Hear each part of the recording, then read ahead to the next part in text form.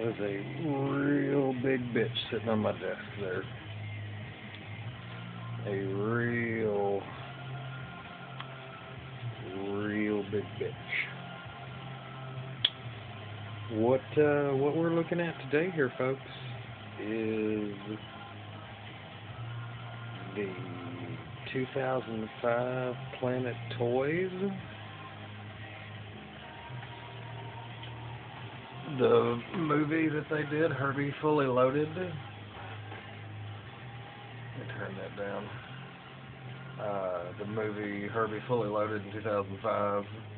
The Lindsay Lohan film, I do believe, or the film with one of the films with her in it. They made toys.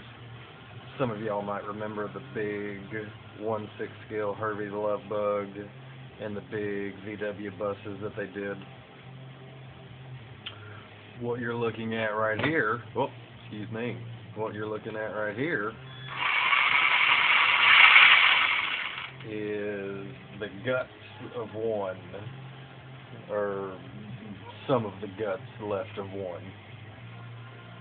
Had a guy come to me and want to know if we could RC it and actually put hobby grade electronics in it. And I said, well, sure. I mean, you can. There's a process to it, but it can be done. And if you look, you'll see that it has been done. So I need to unplug this while I'm sitting here talking to you. But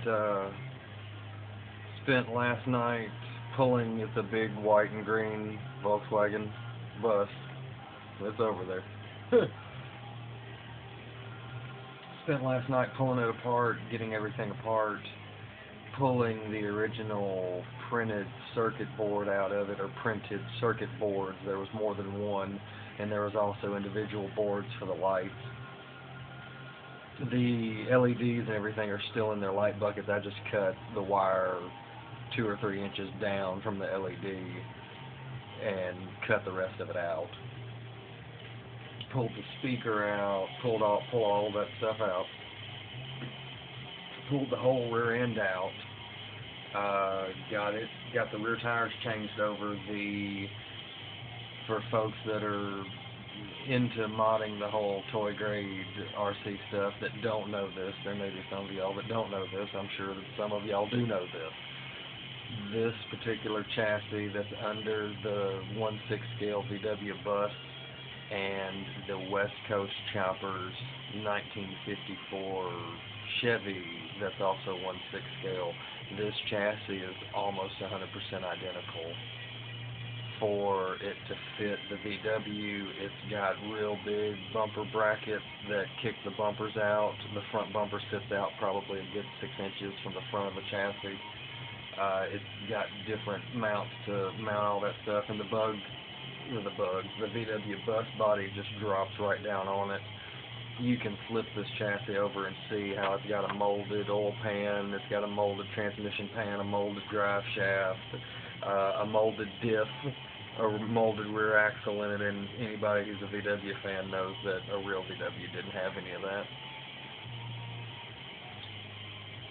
Going to later on, I'm gonna set it up for the customer with real basic stuff. Right now, he spent about $200 worth of stuff just getting some real basic stuff to switch it all over to RC stuff. He got good stuff, I mean, don't get me wrong, but it was about $200. He needed a new radio, got a Spectrum DX2 for it, which I think is a great radio if you're wanting a real basic radio that you don't have to worry about wanting to do any other functions with. Got a waterproof Traxxas LX5 speed control. Real basic, real simple, one-touch operation. It should run this 380 size, roughly 380 size motor just fine. It's been running it fine so far. Had to pull everything out. The original wires from when it was a toy grade up to about here is all that's left of the original wiring. I just simply put some leads on the end, got the power side to the power side, got the positive side to the positive side, negative side to the negative side, and hooked it right up. I mean, it does what it's supposed to, as it should. I knew it would, so I'm just running it all. He doesn't have a 2-cell LiPo. I've got the wrong plug, and I'm not gonna change the plug out just yet. So I just grabbed one of my 2-cell LiPos just to hook it up, just to power it up. I've got a high-tech servo for the front. I've got to, over the next couple of days, I've got to go pull this front end apart and pull all of that stuff out and mount a real servo up here and do the linkages for the front wheels, and then he'll have true linear steering. He'll have infinite control instead of it being set up like it is where it's either all or none. That's not really ideal. I understand that it's cheap and it probably costs only about 18 cents to make this whole van, but it's what it takes if you want to actually do something real with it. But like I said, changed out the rear tires for the white walls and the chrome steel wheels that were on the 54 Chevy. Changed out the rear ones. I still got to change out the front ones. I think it'll look a little bit better with that white and green body that's on it. Make it look a little bit more, I don't know, old school, I guess. I've also lowered it 1/4 of an inch. I've left all the actual hydros are still in there until a later date when he wants to switch it over to full proportionate hydraulics. Change the radio, add a servo at each corner, and set it up like that. I told him that he can do that at a later date, and he can. It's just going to take some more money on his part. So, and he knows that. He's okay with that. He just wanted to see what I could do with it as of right now, just getting it up and moving and this, that, and the other. So, and here in the next few days it should be moving. I'd like to do a video of it actually moving under its own, like it's supposed to, and just see how that goes. Should do fine.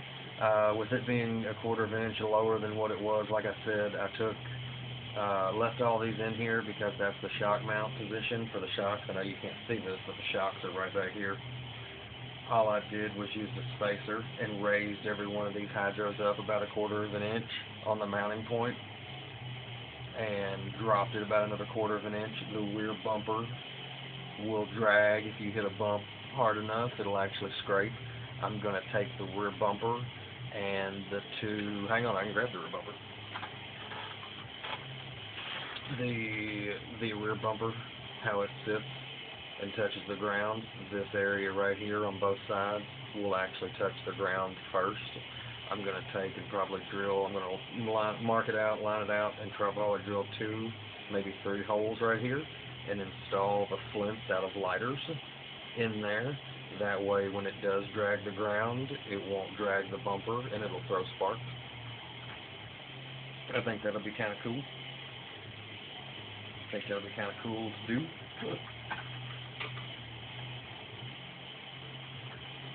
But other than that, I'm going to either cut open one of the side doors so that he has access to get to all the electronics, or I'm going to open one of the rear doors and make it to where he's got access to it. That way he doesn't have to pull the body off of it every time to plug the battery in or to turn it on and anything like that. It'll be real easy setup for him. Pretty much, plug and play. Shouldn't have to do anything to it at all. Everything will be finished mounted. Everything will be routed like it's supposed to. I've got to probably mount the speed control and everything way back here, and just open up one of those. Either open up the engine compartment or open up something. I may open up the battery box down here so that I don't have to touch the body.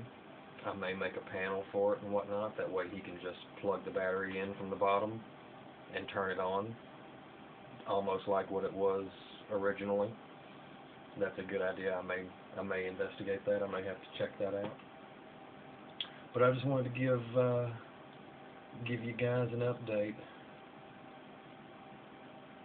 and let you guys know what was going on, and I gotta answer his message. So I'll do that here in just a second. But I want to see if I can't get this video uploaded. I hope it's not too terribly long with me rambling on and on and on about everything. I've also got a SCX10 deadbolt that I'm working on here for a friend of mine. I may try to see if I can't do a video of that too here in the next few days. Show you what I've done to it. It's about 75% done. I've still got to redo the front axle, waterproof it, and whatnot, and get it back up underneath it and finish it. And it should be off to its new owner, or not its new owner, its current owner. But I just want to give you guys an update and let you know what was going on. So, thanks for watching, guys. Hope you enjoyed it.